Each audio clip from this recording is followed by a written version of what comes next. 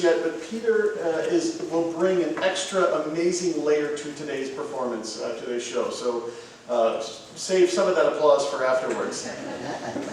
Yeah, it totally makes a difference.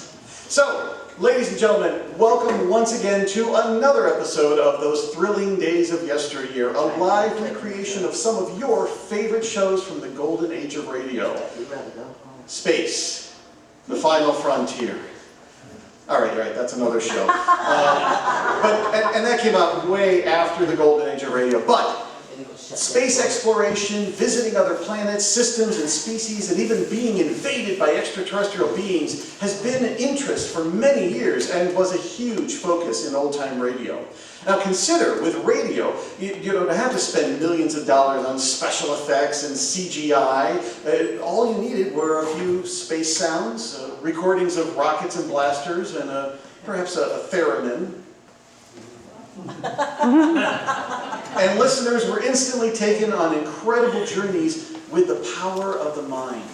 And shows like Dimension X, Escape, X-1, and the Ray Bradbury Theater challenged our imaginations and invited us to the farthest regions of the galaxy and even beyond. Most of those adventures took place in the far distant future, some as far into the cosmic future as the year 1999. Yeah, imagine what life will be like then. Just imagine for a moment, not only where there'll be flying cars and robots serving our needs, but we will be traveling into space and even colonizing Mars. Think about it. We'll be able to travel to the red planet, meet those inhabitants and species that live there, Martians, and be able to engage with them peacefully. We'll be able to set up our own colonies and begin to create a new history on Mars, a new Earth, perhaps. Can you imagine what that would be like? Well, author Ray Bradbury sure did. In fact, he wrote quite a bit about how he saw the future. And if you consider his masterpiece, the Martian Chronicles, which he wrote throughout the 50s and was quickly adapted for the radio.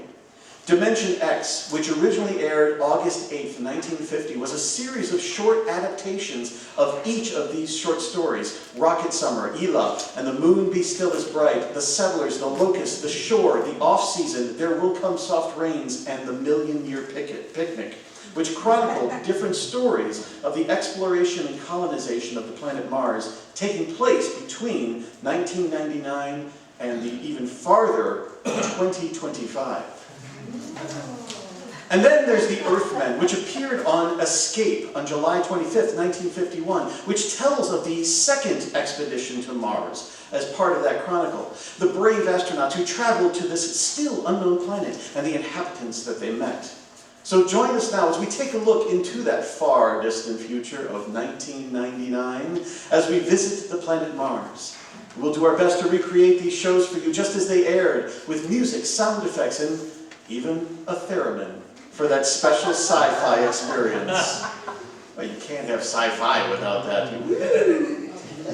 While you are listening, you might pretend that you are one of those who had the fortune of being in the live audience as they watch their favorite performers do their thing.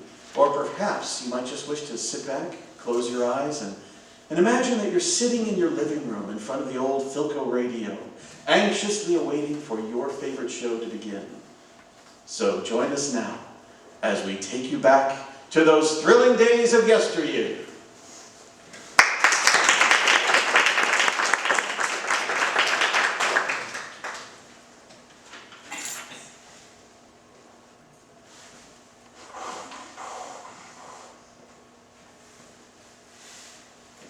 Dimension X. On stage tonight, Dimension X. Tonight, Dimension X presents The Martian Chronicles, a dramatization of the new novel by one of our most brilliant young science fiction writers, Ray Bradbury. The Martian Chronicles.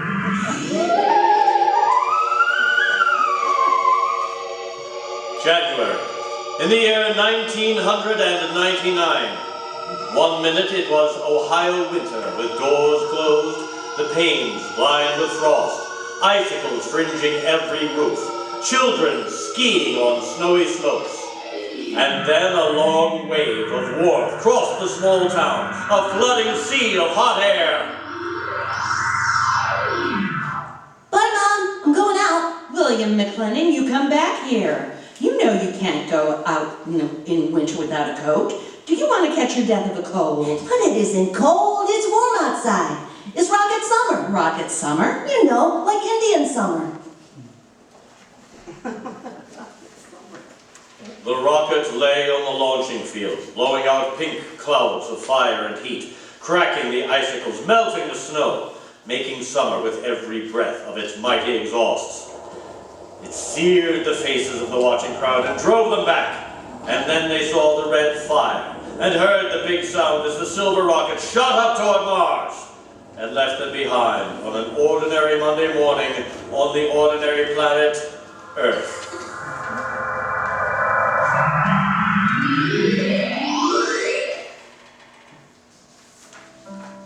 They lived in a house of crystal pillars on the planet Mars by the edge of an empty sea. And every morning you could see Ela eating the golden fruits that grew from the crystal walls, or her husband sitting alone in his room, reading from a singing metal book over which he brushed his hand as one might play a harp. Ela and her husband were not old.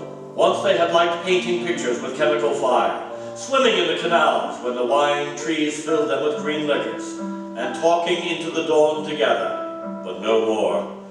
Marriage sometimes makes people old and familiar while still young, and Ela was not happy now.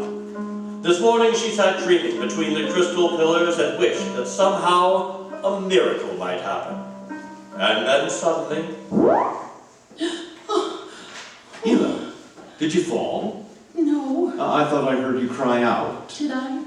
I was almost asleep. I had a dream. In the daytime? You don't often do that. Strange. How very strange. I dreamed about a man, a tall man, 6 feet tall. How absurd. He'd be a giant, a misshapen giant. I know, and yet somehow he looked quite handsome. He was dressed in a strange uniform, and he came down out of the sky in a long silver craft. Out of the sky? What nonsense. And he spoke pleasantly to me in another language, but somehow I understood him with my mind. Telepathy, I suppose. Now, really, Ela. And he said, "I've come from the 3rd planet in my ship. My name is Nathaniel York." Stupid name. Whoever heard of a name like that? Perhaps they have names like that on Earth. That's ridiculous, Ela. Everyone knows the 3rd planet is incapable of supporting life. There's too much oxygen in the atmosphere. I suppose. But haven't you ever wondered if, well, wouldn't it be fascinating if there were people there? And they traveled through space in some sort of ship? Really, Ela? You know I hate this emotional wailing. Now let's get on with our work.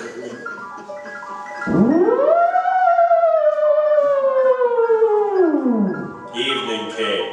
The twin white moons of Mars were rising, and the house closed itself in like a giant flower. A wind blew among the pillars, stirring Ela's russet hair, crooning softly in her ear. And it was then that she began singing the song. Drink to me only thine eyes, and I will pledge with mine. Ela! What's that sound? I don't know. What do you mean you don't know? I've never heard it before. Did you compose it? No. Yes. No, I don't know, really. I don't even know what the words are. They're in another language. It was part of a dream I had, I guess. Oh, you know, you haven't been yourself lately. It might do you good if we went away to the Blue Mountains for a week or so. What? Oh, did you hear what I said? I'm sorry. I was watching the sky. You are certainly interested in the sky tonight. It's very beautiful. Well, what are my suggestions? Shall we leave for the Blue Mountains in the morning? You mean go away now? Oh, no. No. Why not? Why don't you want to go? I don't know. I just don't want to, that's all. Only the kiss in the car. Ela, I'm sick of that silly song. It's late. Let us sleep. From the crystal walls poured a soft carpeting of mist to support Ela where she lay down to sleep. But through the night she tossed restlessly, until just at dawn the dream recurred. Ela, wake up. What? Oh, what is it? You've been dreaming again. You talked in your sleep. Did I? Yes. What were you dreaming? Oh, the ship. It came from the sky again. And the tall man stepped out and he talked with me, telling me little jokes and laughing. And what else happened? And then this Captain York, oh, I can't, it's all so silly. Tell me. He said I was beautiful, and then he kissed me. No, he thought so. What else? Why, Eel, you're so bad-tempered. It's only a dream. Is it? You know I can read your mind. You can't keep secrets from me. Well, all that happened was this Captain York told me, well, he told me he'd take me away in his ship, into the sky. Take me back to his planet with him. It's quite ridiculous, really. Ridiculous, is it? You should have heard yourself, fawning on him, talking to him, singing with him all night. In your dream, he landed in Green Valley, didn't he? No, please. And he told you he was coming today. Yes, but what's come over you? It was only a dream. You can't be jealous of that. No, I suppose not. Forgive me, I'm being childish. Eel, you're sick. You've been working too hard. No, I'm all right. But perhaps you're right. Maybe I could use a little relaxation. Yes. I think I'll take the morning off and go hunting. Hunting? Yes, in Green Valley.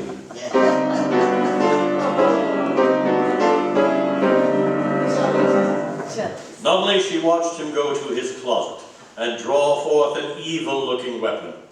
And then her husband was gone, walking toward Green Valley, and Ela waited, watching the sky for an unknown thing, trembling with a nameless fear. And then it happened. A whirring, rushing sound, the warmth as of a giant fire passing in the air, the gleam of metal in the sky. He's come! It's true! The dream's true! The rocket vanished over the hills. The sky was empty again. And trembling, Ela waited again, looking toward Green Valley and seeing nothing, listening for sounds and hearing nothing, until a shot sounded, very sharply, the sound of the evil weapon. Oh no! Her body jerked with the sound, and she wanted to scream and never stop screaming, for now she knew the dream could never come true. There was nothing left but the song, the strange and fine and beautiful song. Drink to me only with thine eyes, and I will pledge with mine only a kiss with.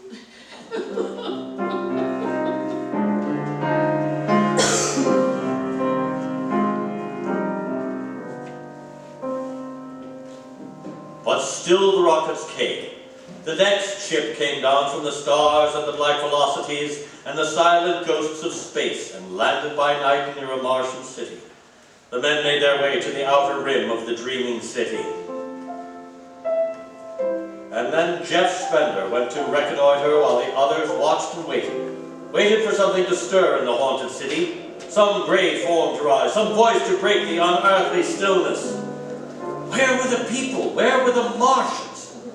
Nothing stirred to disturb the silence until... Oh! Who goes there? Don't shoot! Hold it, Parkhill. It's Spender and his party. They're coming back. Captain Wilder! Over here! Well? We've searched the city.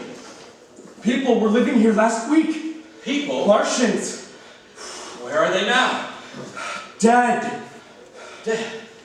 What did they die of? You won't believe it, Captain. Chicken pox. Good Lord, no. Yes. No resistance to an Earth disease, I guess. So the other rocket did get through to Mars. It looks like it, Captain. God only knows what the Martians did to them. But at least we know what they did to the Martians. You mean they're all dead? Yes, the planet is through. Hey, you hear that, guys? We're saved! Let's have a drink to celebrate. Stop it, Martian. Put down that bottle. Ah, what's eating you, Spender? The planet's ours now. We got to christen it, don't we? I christen the city of, hey, Park Hill City. How about that? I warned you. Oh! All right, men. Men, now listen up. That'll cost you a $50 fine. Okay, McClure, take care of Park Hill. Spender, you come with me. All right, Spender. Why did you hit him? I don't know, Captain. I was ashamed, I guess. Ashamed of Sam Parkhill and the noise and the spectacle the whole crew is making. It's been a long trip. It's only natural they want to have their fling. Yes, but where's their sense of what's right? Their respect for what's happened here? Captain, a race builds itself for 1,000,000 years, refines itself, builds cities like this one, does everything it can to give it self-respect and beauty, and then it dies. Of what? Nothing anything fine or majestic or fitting, but a dirty little thing like chickenpox. And Sam Parkhill wants to celebrate. I know, Spender. But you've got to remember, you've a different way of seeing things. I'm seeing things all right. I'm seeing what we'll do to Mars. We'll rip it up, rip the skin off, ruin it the way we've ruined our own planet. Captain, look at the city. Maybe the last time we'll ever see it this way. It's beautiful in the moonlight, isn't it? Yes. There's a poem by Byron that describes it, and how the Martians would feel tonight if there were any of them left. So we'll go no more a-roving, so late into the night. So the heart be still as loving, and the moon be still as bright. For the sword outwears its sheath, and the soul wears out the breast, and the heart must pause to breathe, and love itself must rest. Though the night was made for loving, and the day returns too soon, yet we'll go no more a-roving by the light of the moon. Without a word, the Earthmen stood and looked at the city. The bottle lay shattered at Sam Parkhill's feet, and the sour stench of liquor filled the cool air. The men of Earth had come to Mars.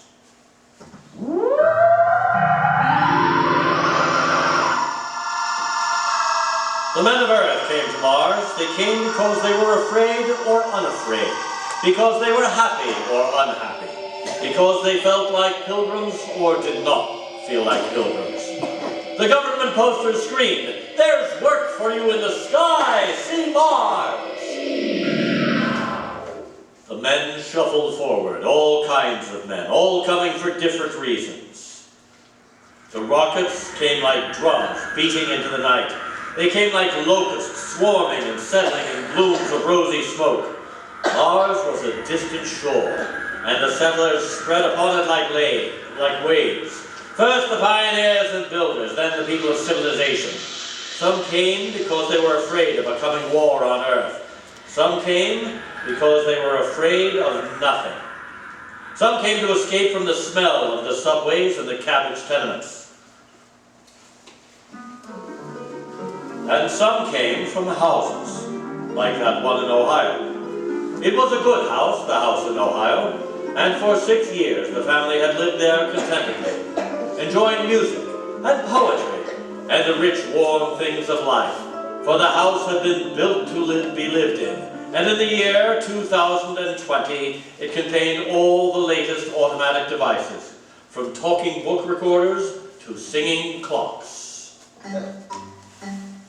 Tick-tock, 7 o'clock, time to rise, open your eyes. Tick-tock, 7 o'clock, time to rise, open your eyes. As the family rose and dressed, the beds whirred electronically and made themselves.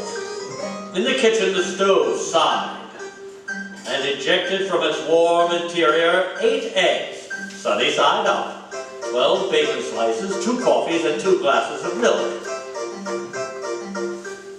7, 9, breakfast time. Come and dine. 7, 9. Beside the breakfast table, the facsimile machine clanked and deposited the morning paper on the table. The headline today spoke ominously of the danger of a coming war, and the man frowned as he read the news. Today is August 4th, 2026. Insurance, gas, and atom heat bills are due.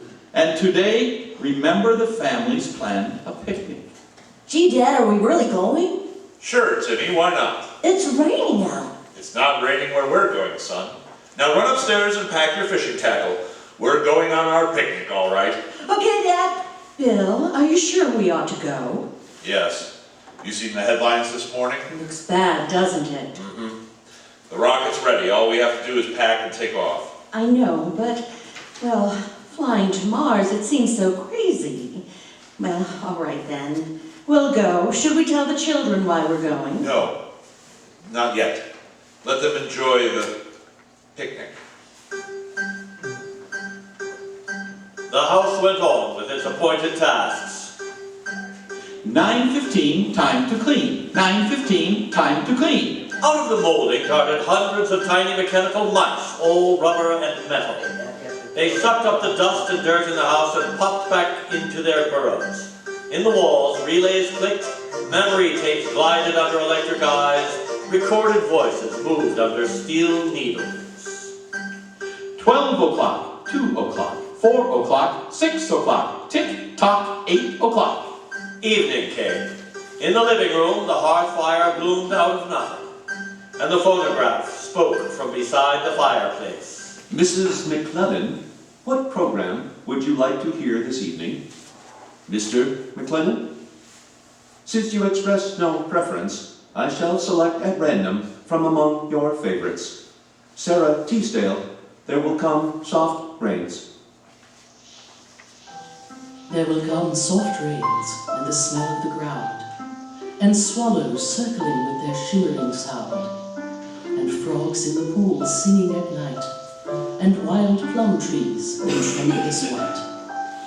Robins will wear their feathery fire, whistling their wings on a low fence wire, and not one will know of war, not one will care at last when it is done.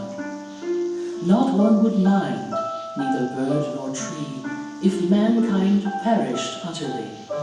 And spring herself, when she woke at dawn, would scarcely know that we were gone. The phonograph finished the poem, but there was no one there to hear, for the family had gone to Mars.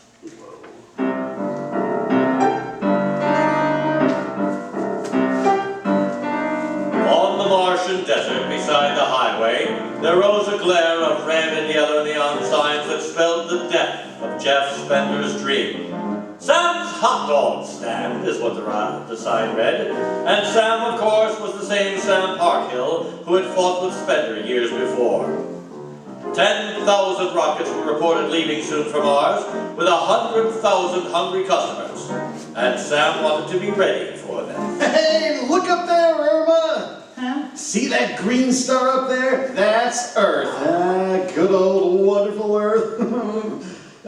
Makes you feel almost reverent, don't it? Yeah. Send me your hungry, your starved days. Something. It's a poem I learned in school. Come on, Earth, send me your rockets. Here's Sam Parkhill with the only hot dog stand on Mars. Sam, what if the rockets don't come? What if there's a war on Earth? Don't worry, they're coming all right. Ain't nothing gonna happen to spoil my plans, baby. I figured it all out.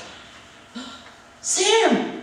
Hey, Sam, look up there! Earth! No. Well, no, it's catching fire! It's burning! Oh, no, it can't be. Irma, they can't do this to me. I got all our money invested in this place here. Go ahead, Sam. Switch on more lights. Turn up the music. Get the hot dogs on the fire. There'll be another batch of customers coming along in about 100 million years. Oh, no, it couldn't be. What a a swell spot for a hot dog stand. Let you in on a little secret, Sam. It looks like it's going to be an off-season.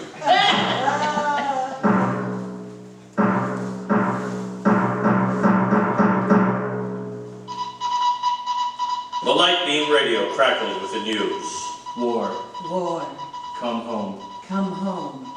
By morning, the shelves of the luggage store were empty, Come home. and the rockets were blasting off, headed back to Earth. Come In a few home. days, everyone was gone, War. and the planet of Mars once more lay deserted and silent.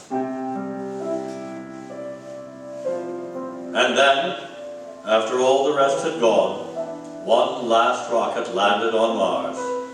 A small family-sized rocket come all the way from Earth. It seemed a long way to go for a picnic, but Dad had suggested the fishing trip, and Mother thought the whole family would enjoy a vacation. So here they were, floating down the Martian canal with Timothy sitting in the back of the boat with Dad, and Mother up front, holding Alice, the baby, and the deserted Martian towns drifting slowly by. Dad, What is it, Timmy? when do we see the Martians? You promised we would. Soon, Tim. Soon. Oh, but William, the last Martians died out years ago. They're a dead race now. Not quite. Don't worry, son. I'll show you some real live Martians later on. Gee, this is swell. I wish we didn't ever have to go home. How long can we stay? 1,000,000 years. 1,000,000 years? Yes. It's time we told you, son. We're not going home. This is where we'll live from now on. But what about the rocket? What about Ohio? There's nothing there now but ruins. The last Earth radio just went off the air. That means the war is over and Earth is finished. We're going to blow up our rocket and start all over. See if we can't build a better world up here. You mean Mars is going to be our home? Yes. I hope you don't mind too much. No, sir. But what about the Martians? When do we get to see them? There they are, son. Look down at the water. I don't see anything there. Beside the boat. Look at the reflections in the water. But that's us down there. Just you and me and Mom and the baby. Yes, son. You see, we're the Martians now.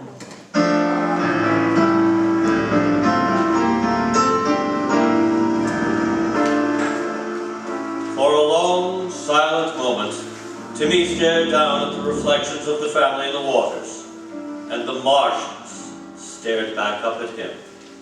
Then he lifted his eyes to the deep ocean sky, trying once more to see Earth and the house he had always called home. But Earth was too far away, and the house was now only a heap of radioactive rubble. Only one wall remained standing, and within the wall a voice spoke, again and again and again. Not one would mind, neither bird nor tree, if mankind perished utterly. And spring herself, when she woke at dawn, would scarcely know that we were gone, that we were gone, that we were gone. Today is October 5, 2026. Today is October 5, 2026. Today is October 5, 2026.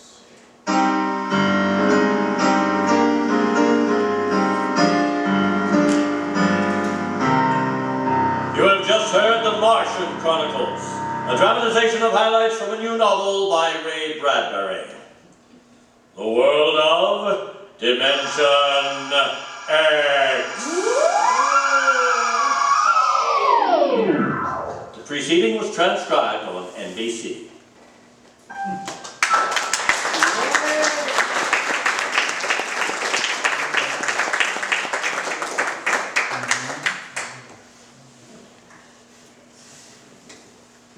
You, finding life rather dull, dreaming again of exotic places, wishing you were somewhere else, we offer you escape. Escape with us now to the outer limits of space, and and the terrifying experiences of 4 men who penetrated it, as Ray Bradbury, famous science fiction writer, tells it in his gripping story, The Earthmen.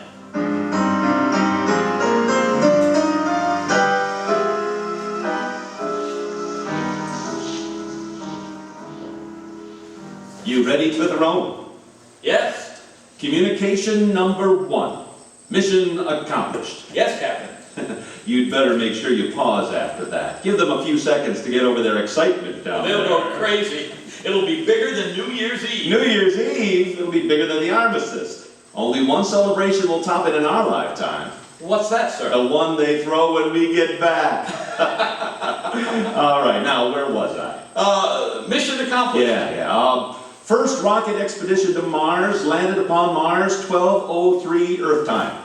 Estimated position of landing approximately longitude 345 degrees, latitude -7 degrees. Yes, sir. Landed without incident at edge of forest. Atmosphere, what's a good word to say if it's all right for breathing? Optimal. Yeah. Found atmosphere optimal. Descended from rock. Captain Williams! Yeah. Prescott, sir! I see Prescott. He's running this way. Running. Something happened? No, he's just walking along. I think he's smiling. Well, keep your binoculars on him. Sound off if it looks like he's in trouble. Descended from rocket. Sent Lieutenant Prescott on an reconnaissance mission. Dugan, Prescott all right? Yes, sir. You want me to yell to him? No, just stay up there and watch him. Morale high. Command efficiency and discipline of entire crew. Lieutenants Prescott and Dugan, Sergeant Clitheroe. Thanks, Captain. There's enough glory for all of us, Sergeant. Any chance of sending it now? Not for 2 hours. Channels won't be clear for voice communication until 3 o'clock Earth time. They don't even know yet we made it. I'd like to be down there when they get that message. Ooh, what excitement. Sirens, bands playing, artillery salutes. Here's Prescott, sir. Good. Come on down, Dugan. Prescott, you all right? People! Here, sit down. Catch your breath. People! Mars has people! No, take your time. You want a drink? Mars is in heaven. People, just like home. Any women? Let them talk. What sort of people? Ordinary looking people. Men, women, kids. Hostile? I don't think so. I came down a road, a country road. Followed it at a right angle to a paved highway. Yeah? Before I could decide whether to go right or left, I heard a buzzing sort of sound and I ducked behind a bush. A vehicle rolled past. One wheel, it must have been a gyroscopic balancer of some sort. Yeah. Inside was a man and a woman. What did they look like? Just like us. Hair, eyes, nose, mouth, body, clothes. Mars. Inhabited. Wait till they hear that down there. After I passed it, I followed it. I came to a hill, and when I got to the top, there it was, a little town, buildings, streets, just like home. And then I hurried back here. Pete? And just like home, huh? Yeah. Do you suppose they're really friendly? Well, I don't see why not. You heard what he said. Civilization up here resembles the one down there. What would they do on Earth if Martians came down and established contact? They'd make a pretty big thing out of it. Well, the people here will probably treat us the same way. Well, even so, we're not going to take any chances. We'll be armed.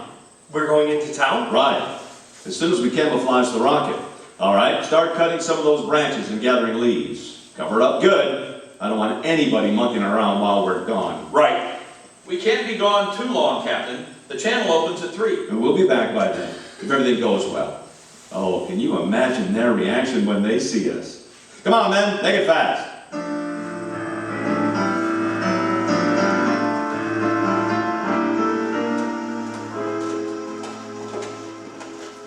All right, men, dress it up. I'm going to knock on the door now. And keep smiling to show we're friendly. And let me do all the talking, understand? Yes, sir. Captain.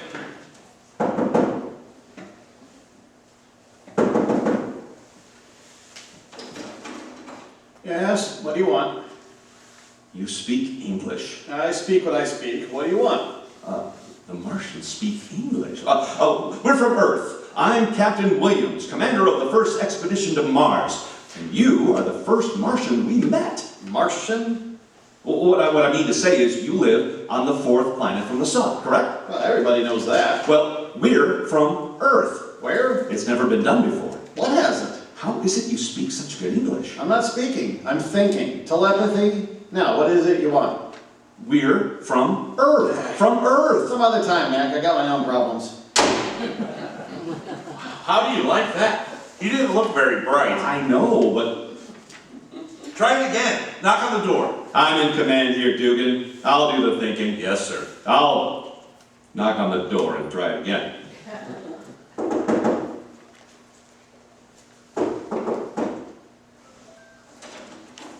Yeah? Oh, excuse me, ma'am. Was that your husband I was just talking to? Yeah. He shut the door so quickly I never got a chance to explain. Oh, I'm sorry. But he is busy. Can I help you? Are you strangers in town? I'll say we are. We're from Earth. Earth? The planet Earth. Maybe you have a different name for it. The third in order from the sun. We came in a rocket, almost 60 million miles. Don't come near me. I just want to shake hands. You and your husband are the first people on the planet. Don't come near me. You don't understand. We're from Earth. We came in a rocket. We came in a rocket. What did I do? Captain, don't you think we should get away from here, maybe? All I did was... how far is it to town, Prescott? A quarter of a mile. I guess I just wanted to shake hands. What was it that scared her?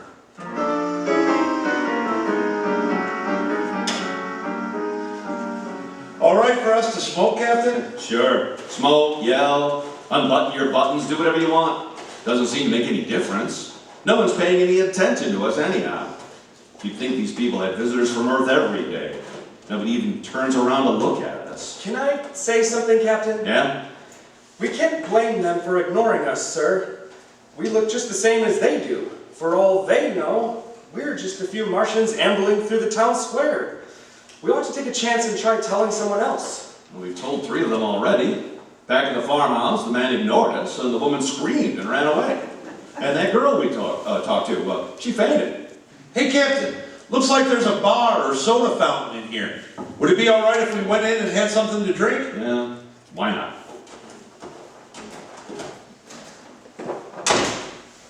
Good afternoon. Good afternoon. Could we get something to drink here? Oh, got some nice fruit, Crystal. Is that all right?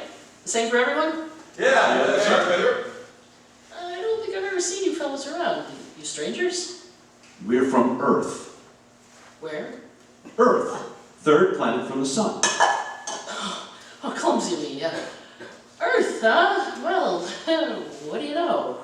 You mean you understand what I'm trying to tell you? Sure. That we're the first men from Earth ever to reach Mars? That it's never been done before? And we came 60 million miles in a rocket. Sure. 60 million, huh? Rocket, you say? Well, I'm proud to make your acquaintance. I'm Captain Williams. This is Lieutenant Prescott. Hi. Sergeant Clitheroe. Hi. And Lieutenant Duke. I'm honored. I'm honored. You mind if I bring my son in to meet you? This is an occasion. Sure. Bring him in. Son, come in here. Rocket, eh? All the way by rocket. Hey now. So, you understand what we went through? The chances we took? Oh, sure. Why, you're real heroes. Let me shake hands again. You call me Pop? Son, these men are from Earth. From Earth. Understand? Yes, Pop. We're the first men from Earth ever to reach Mars. Isn't that wonderful, son? Think of it. Yeah, it's wonderful. Yeah, go tell everyone. You don't mind if he tells people, do you? I should say not. We'd like him to. As many as possible. So, go ahead, son. Hurry. Yeah. Just think of it. All the way from Earth. Yeah, there were times in there where I didn't think we would make it, I could tell you. I bet there were. Turbine conked out when we hit the stratosphere. I began to sweat the big drop. I can imagine. A turbine, that's pretty serious. Even before we left, we were told we only had 1 chance in 3 of making it. I don't see where you found the courage. We didn't even know what we'd find when we got here. My. You see, it's never been done before, never. Let me shake your hand again. Lots of men were killed trying, but they never succeeded. What an honor for our little town. And you're the first to know. Really, the very first. Oh? Your name will go down in history in all the school books, with ours. And the monuments on both planets. Hey, what is your name? Hey, wait a minute. Men, hold on. What's up, Skipper? Outside, all those people look like the whole town. Why, they must have heard the news. The glorious news from my son. Yes, they've come to welcome you. Hold your fire, men. Welcome. It doesn't look like they're come to welcome us. Hey, come on out, yo! Well, that's the first man we spoke to. The one whose wife got scared. Gentlemen, please don't shoot. There must be some mistake. I'll just ask them why they're behaving. It's... Hey, come back here. Come back here, you. Come back here. What do you make of that? Just that I don't understand this, and I don't like it. Dugan, the back way out. See if it's clear. Prescott, you fire when I say fire and not before. Lower your gun. But they're all around us, Captain. We'll make a break for it. One volley at my command. Captain Williams! Yeah. Look, there's a little guy out there giving them all what for. What? They're starting to disperse. Let me see. Go home to your houses at once. Immediately, I say. Go on now. Go on, all of you. Go on home. He's coming in. Now, I'll do the talking. Put your guns away. But stay on your toes. Dugan, let's keep our eye on the back, huh? Gentlemen, may I apologize for the unforgivable actions of my fellow townspeople. They acted barbarously. We didn't do a thing. We were as friendly as we could be. Well, they're ignorant, just ignorant. No reverence for science, none whatever. We're from Earth, did they tell you? Oh, yes. A great honor, sir. This is without a doubt the most memorable moment of my life. As a man of science, I greet you. But what have we done to make them so hostile? Oh, no, please, put it out of your thoughts. They're dolts, idiots, simply because two women were stupid enough to be frightened. My apologies. My sincere apologies. Believe me, sir, I would never have forgiven them if they had harmed so much as a hair on your heads. Scientific marvel, and they would do you harm. Oh, unforgivable.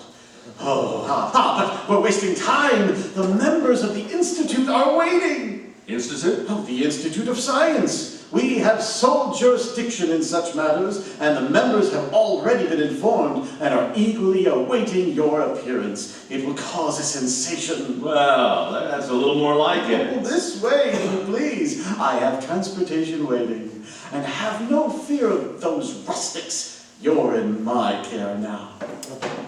I'm Captain Williams, sir. Who are you? I am president of the Institute. My name is Dr. Brew. This way, gentlemen, this way.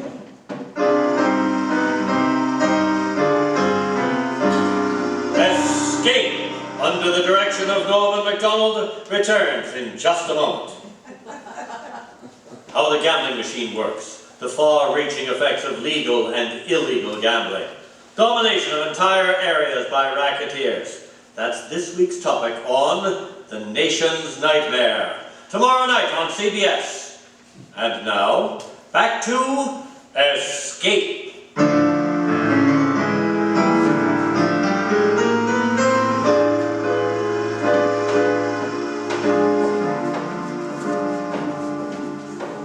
In here, Captain Williams, please. Go right in, please. I won't make a speech, you understand. Just a few informal remarks. Well, the members of the Institute will listen to you with the greatest interest, no matter how informal your remarks. Go right in and make yourselves at home. Thank you, Doctor. I'll keep it short. We have to be back at our rocket by 3 o'clock our time in order to... To communicate with Earth, yes, you've told me this. Go right in. I'll join you very soon. Thank you. After you, men. He's a nice fellow. What an auditorium. There must be hundreds of people here. Wonder how he managed to get them together on such short notice. Straighten up, men. They're looking at us. Good afternoon. Good afternoon. I am Mr. Ooh-Ah. And I'm Captain Jonathan Williams of New York City, on Earth. Thank you. Thank you, one and all. on behalf of myself and my crew. Thank you. Well, it's good to see another man from Earth. I am from Earth also. How's that again? There are many of us here from Earth. You? From Earth? Yes. But is that possible? Oh, what? Did you come by rocket? Has space travel been going on for centuries? What country are you from? To Wilreal. I came by the spirit of my body years ago. To Wilreal? I never heard of it. What was that about the spirit of your body? What do you mean there are many of us here from Earth? Well, not only from Earth, he's from Jupiter, and he's from Saturn. Jupiter? Saturn? Wait a minute. This is confusing. Where on Earth is this Wilreal? Wilreal. Is it near America? America? What is America? You never heard of America? No. You say you're from Earth and you never heard of America. Earth is a place of seas and nothing but seas. There is no land. I am from Earth and I know. Earth is a place of all jungle. I am from Ori on Earth, a civilization built of silver. Silver? Man, come over here a second. You realize what this is? What, sir? This is no celebration. These aren't members of the Institute. This isn't a banquet or a surprise party. Huh? Look at their eyes. Listen to them. Now I understand why the woman screamed, why the girl fainted, and why the old woman in the soda fountain ran out on us, why the crowd was hostile, and why they brought us here. Where are we, sir? In an insane asylum. They think we're crazy.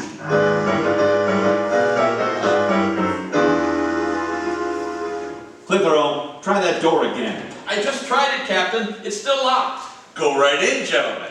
The members of the Institute will listen to you with the greatest interest, no matter how informal your remarks. I bet they've been listening all right. I bet they've had us under observation since we entered this building. Captain, look! What? Oh, you ought to take a look. That woman who said she was from Earth, too?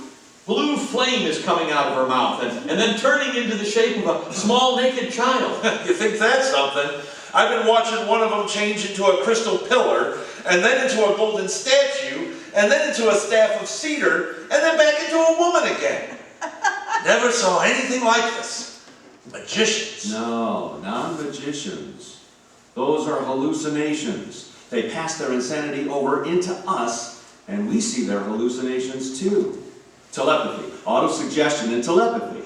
Well, look, Captain. If hallucinations can appear this real to us, to anyone, if hallucinations are catching and almost believable, it's no wonder they took us for psychotics. If that woman can produce little blue fire children, and that one can change into a pillar, how natural if normal Martians think we can produce our rocket ship with our minds? I've been thinking along those lines too. If someone came up to you on Earth and said he was from Mars, just came in by rocket, wouldn't you think he was crazy? I would. Heaven help me, I would. What time is it? 2:35. Those channels open in 25 minutes. Where's that doctor? Where's that doctor? I said, where's that doctor? I'm here, Captain. I demand our release. I demand an apology for this outrage. My government will certainly hear of this. All the governments of Earth will hear of it. I shall tell of them of the indignities heaped upon their representatives. Yes, of course. Don't humor me. Are you going to release us, or must I take steps? What sort of steps? I'll kill you.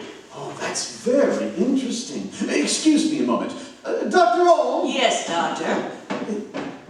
Did you call me, Doctor? Oh, the case is developing along classic lines. I thought you might be interested. He just threatened to kill me. Proceed, please, Captain.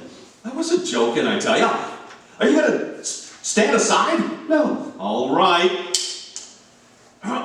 Jim. Most interesting. What do you suppose the next face will be? Denial of insanity, reaffirmation of sanity. But we are sane. We are. You see, classic.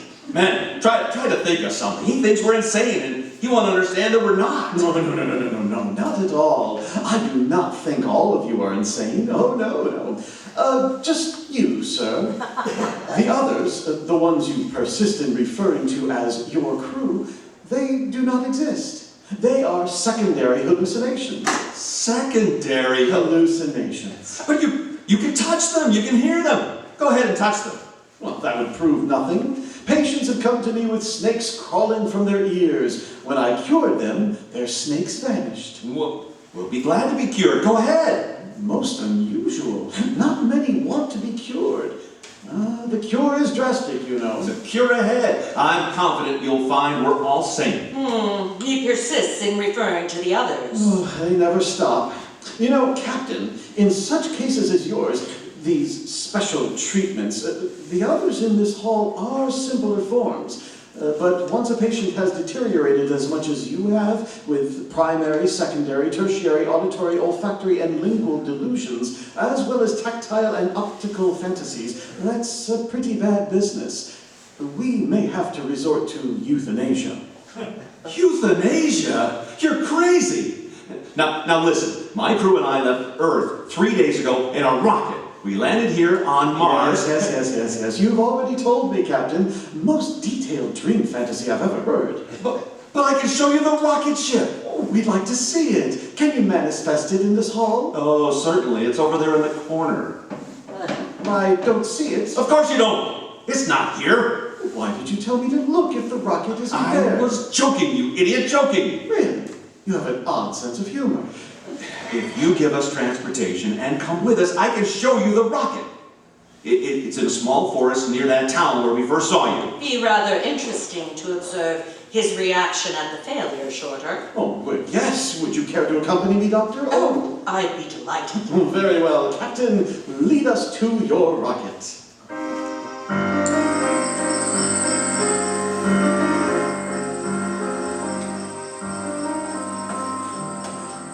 Here it is. Here's the rocket. Now, are you satisfied? Now are you convinced? I see nothing resembling a rocket. Dugan, Prescott, Clitheroe, clear away the camouflage. Hurry. Yes, sir. You'll see, Doctor. You'll see. All right. There. All right. There. Okay, man. That's enough. There you are, Doctor. That's the main hatch. Now, are you convinced? Wonderful manifestation. Wonderful. But like the manifestation of your gun when you threatened to kill me, completely unreal and non-functional. Hey, I've been thinking about why your gun jammed, Captain. I think it's a change in atmosphere. I suppose he allows his hallucinatory companion to offer the rational because the reality is too painful for him to offer it himself. Yes, precisely. It's a rocket. It's a real rocket. See? I can touch it. May we look inside? I insist that you look inside. Come along, Dr. Oh, this is most fascinating. Captain, 3 minutes to 3. If we can keep them here until they open the channels, they'll be able to hear the reaction to our report on Earth. And then we'll be able to... I know. What a suspicious bunch of louts. For 2 cents, I tell the people back home not to bother with Mars. I've never seen anything like it. Oh, now do you believe? This is the most incredible example of sensual hallucination and hypnotic suggestion I've ever encountered. We went through your rocket, as you call it. I tapped it, and I heard it, auditory fantasy. I smelled it, olfactory hallucination induced by sensual telepathy. Ooh, I could even taste it, lingual fantasy. Oh, allow me to shake your hand, sir, and congratulate you. You are a psychotic genius. You have done the most complete job of the task of projecting your psychotic image life into the mind of another via telepathy, and keeping the hallucinations from being essentially weaker is almost impossible. These people in the house usually concentrate on visuals, or at the most, visual and auditory fantasies combined. Oh, but You, Captain, have balanced the whole conglomeration. Your insanity is beautifully complete. My insanity? Yes. What a lovely insanity. Metal, rubber, food, clothing, fuel, nuts, bolts, 10,000 separate items we've checked on your vessel, sir. Never have we seen such complexity. Why, there were even shadows under the bunks and under everything. Such a concentration of will. Let me embrace you, sir. I'll write this into my greatest monograph. I'll speak of it at the Martian Institute next month. Doctor, he's incurable, of course. Of course. You poor, wonderful man. You'll be much happier dead. What? Have you any last words? No, don't shoot. Oh, You poor, sad creature. I'm afraid you are far beyond any psychiatric therapy. You're an incurable case. No. I shall put you out of this misery which has driven you to imagine this rocket and these three men. I did not. It will be most engrossing to watch your three friends and your rocket vanish once I've killed you. Doctor! And then I will write a paper on the delusion of neurotic images from what I observe here today. I am from Earth. My name is Jonathan Williams. And these men are... Yes, Yeah, I know. From Earth. Obviously. Captain Williams! They continue to exist. Superb, superb. Oh, hallucinations with time and spatial existence. I wonder how they will react to a bullet. No! An auditory appeal, even with the patient dead. Run!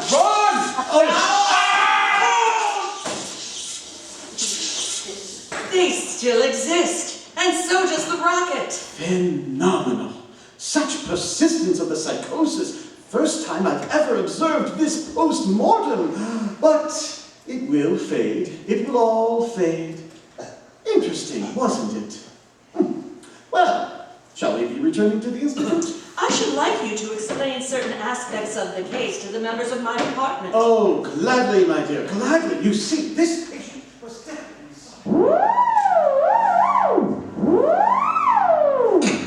Earth to Mars. Earth to Mars. Calling rocket expedition. Calling rocket expedition. Do you read me? Do you read me?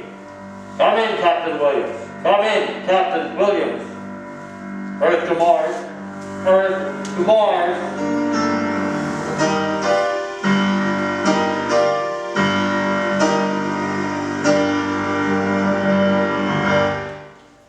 Under the direction of Norman MacDonald, Escape has brought you The Earthmen by Ray Bradbury, specially adapted for Escape by Walter Newman. Starring Parley Bear with Harry Bartell, Hans Conried, Larry Dobkin, and Lou Krugman. Featured in the cast were John Daner, Sidney Miller, Georgia Ellis, Jack Crusham, and Brian Kane. The special music for Escape is composed and conducted by Lee Stevens. Next week, escape with us to an island off the northwest coast of Africa, and the story of a man whose quest for happiness was blocked by a giant, a madman, and a beautiful girl. As Millard Kaufman tells it in his exciting story, The Gladiator. There's fun each and every weekday when most of these same stations bring you CBS Radio's Arthur Godfrey Time. This is Roy Rowan speaking.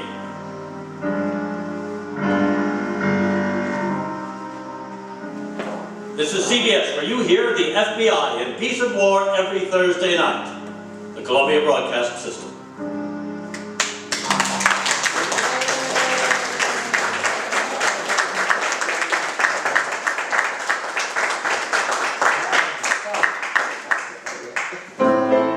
Ladies and gentlemen, thank you so much for coming today. We hope you've enjoyed our show and this peek into the mysterious world of the future. Can you imagine talking houses, rocket ships, and hot dog stands are what lie ahead? I sure can't wait. Until then, though, we invite you to join us for our final show of our 14th season as we learn how to deal with bullies with the gang at Duffy's Tavern and a visit to Family Theater. And it's all happening Sunday, June 25th at 2 o'clock right here at the Oak Park Arms. And we're already planning a spectacular 15th season beginning in September featuring Laurel and Hardy, the Marx Brothers, Vincent Price, and of course, Jack Benny and the gang, and more. So be sure to check out our website at www.ttdyradio.com for the latest updates and show information. And now, the cast of those thrilling days of yesteryear. Rob Ronaldo.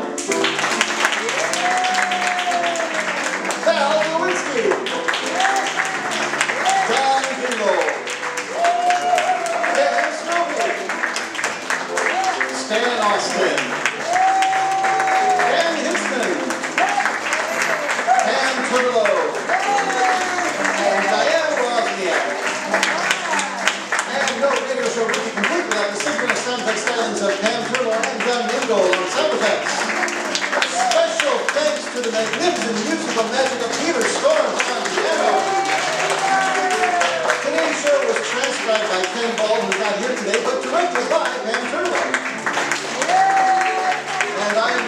composer and theremin player, Ben Newman.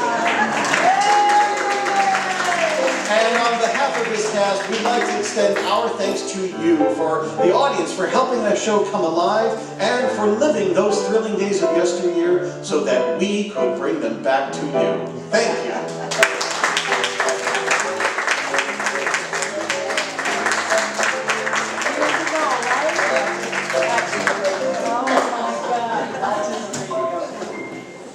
Thank you all so much. Please stick around, make your way out into the lounge, out in the lobby. We have, I believe, juice and cookies and perhaps some coffee. Sit around and talk about what lies ahead in the future. We'll see you all on June 25th. Thank you so much.